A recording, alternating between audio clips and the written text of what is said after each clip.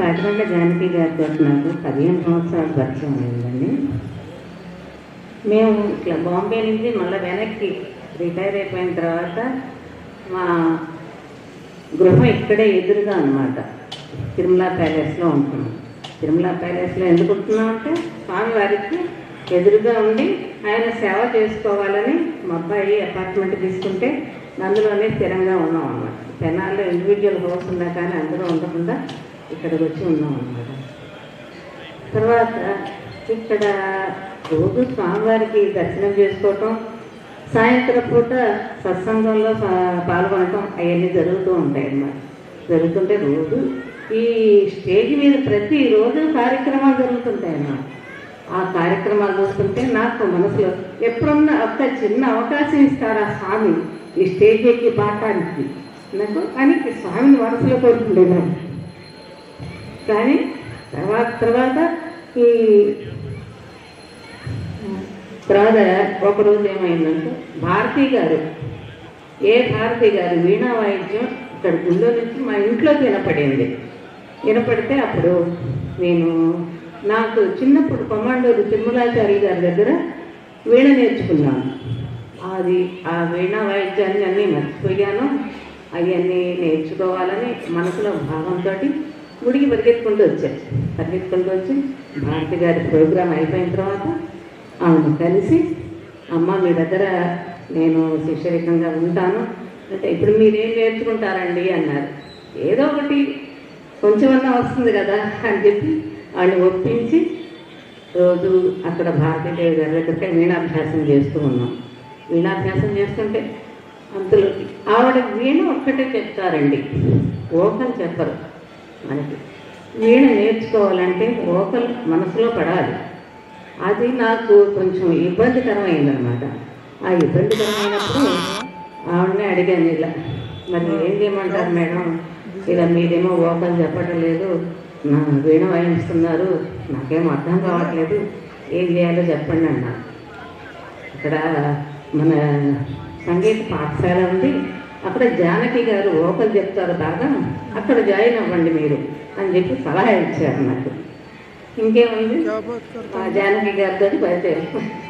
అక్కడ జానకి గారు కూడా అట్లాగే పెద్దవాళ్ళు కదా, అందరూ అలా అనేటప్పటికీ పర్వాలేదు మేము ఎట్లా పట్ల ఎంతవరకు వస్తే ఎంతవరకే నేర్చుకుంటాను అని చెప్పి రోజు వెళ్ళేదాన్ని, కూర్చొని అన్ని ఆలకించేదాన్ని.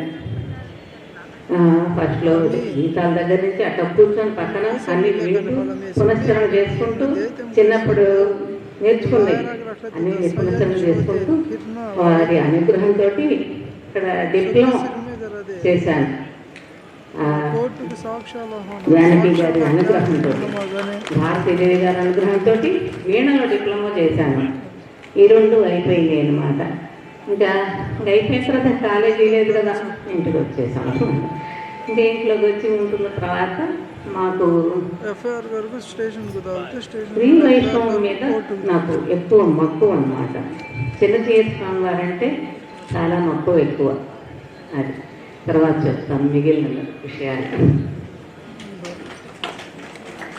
సంగీత నృత్య కళాశాలలో గాత్ర సంగీత విభాగ అధ్యాపకురాలుగా 14 సంవత్సరములు చేసి పిదప గుంటూరు సంగీత నృత్య కళాశాలలో 20 సంవత్సరాలు ఉద్యోగం చేసి 2016లో పదవీ విరమణ చేశారు. వీరు పిన్న వయస్సులోనే రాష్ట్ర ప్రభుత్వ సాంస్కృతిక ఉపకార వేతనం అందుకున్నారు. 2012లో రాష్ట్ర ప్రభుత్వ ఉత్తమ అధ్యాపక అవార్డును అందుకున్నారు.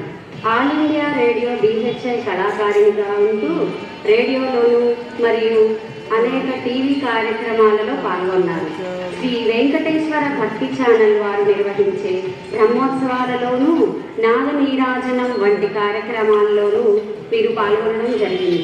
అలాగే వీరు అనేక రాష్ట్రేతర కార్యక్రమాల్లో కూడా గాత్ర కచేరీలు నిర్వహించారు. శ్రీమతి పాటివాళ్ల జానకి గారిని ఈరోజు సన్మానించుకోవడం చాలా ఆనందదాయకం. వారిని సన్మానించుకోవలసిందిగా శ్రీమతి అంజనీదేవి గారిని కోరుతూ నమస్కారం.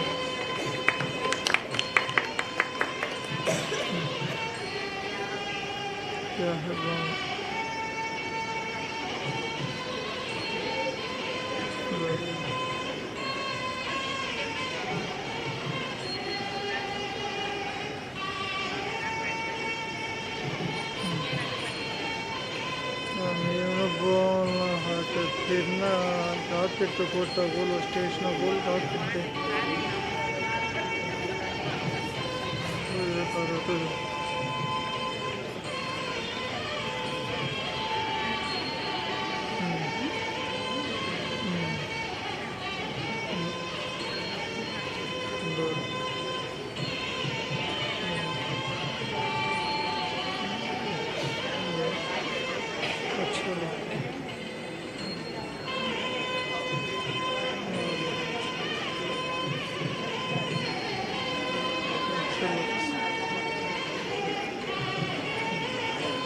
दो फर्क है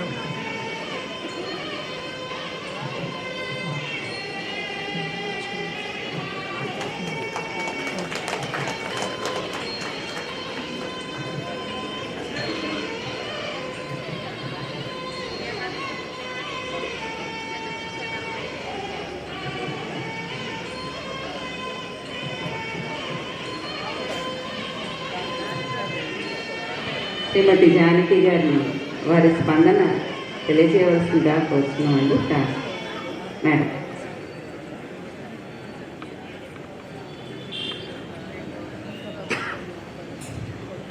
సంగీత ప్రియులందరికీ నమస్కారాలు.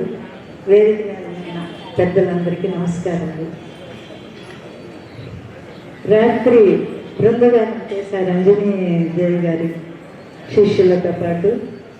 ఒకళ్ళు పాడుకున్నట్టుందండి, అంతమంది పాడిన 15 మంది పాడారు. చాలా అద్భుతంగా ఉంది. అనేక రాగాలు చాలా సంగీతపరంగా చాలా చాలా బాగున్నాయి. సాహిత్యం అదంతా కూడాను. గిరిజా శేషమామ గారు నాకు పరిచయం అవడం కూడా చాలా సంతోషంగా ఉంది. తర్వాత అంజనీదేవి గారు మా మ్యూజిక్ కాలేజీలో నా దగ్గర డిప్లొమా నేర్చుకోవడానికి 2 సంవత్సరాలు వచ్చారు. ఒక్కరోజు కూడా మానలేదండి ఆవిడ. రిజిస్టర్లో చూస్తే ఒక్కరోజు కూడా క్లాస్ మానలేదు ఆవిడ.